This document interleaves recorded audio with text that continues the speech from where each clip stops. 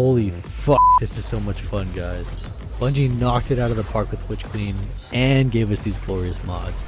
No doubt in my mind that this is going to be the next go-to build outside of high-end content. And even then, I'm sure some of you can make this work in high-end content. Let me show you how it works.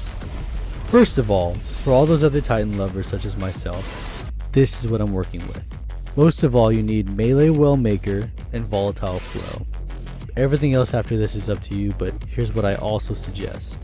Elemental Armaments and Font of Might.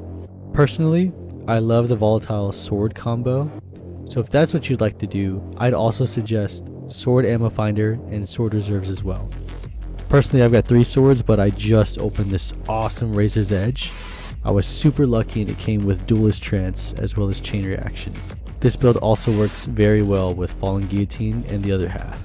Now, Titans are going to benefit the most from this build because of Mask of the Quiet One, which grants ability energy when you're damaged and heals you when critically wounded, which is very often, as well as their Controlled Demolition, which heals you and your allies when you do a Volatile Explosion, which once again is very often.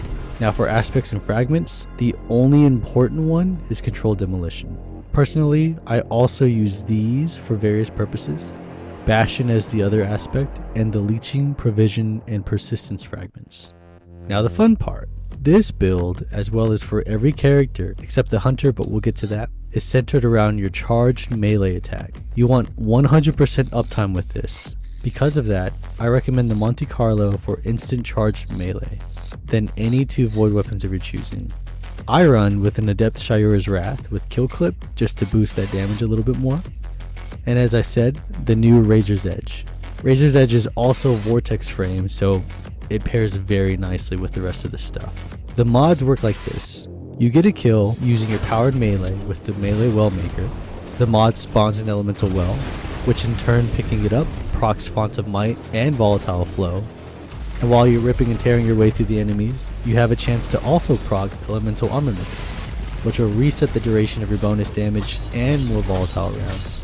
As far as Hunters, it's different, but still a lot of fun. There's 2 ways of doing this, same as Titan, which is a little harder. Number 1, run the same mods, but I highly recommend Kepri's Sting for increased smoke damage. The only way to make this work with Hunter is by throwing the bomb. You can't use Trapper's Ambush or normal melee, they won't work. So you may need to chew down the enemy's health just a little bit. Or, save yourself the headache and run Reaping Wells. Dodge once near an enemy, get a kill, and proc the volatile rounds. Now go to work. Radiant Dance Machines would probably do wonders, but I don't have them. For Hunters, the big selling point is invisibility. You'll feel just like that scene in X-Men where Nightcrawler destroys everyone in X2. Do not forget to use Stylish Executioner. That's where all your invisibility comes from.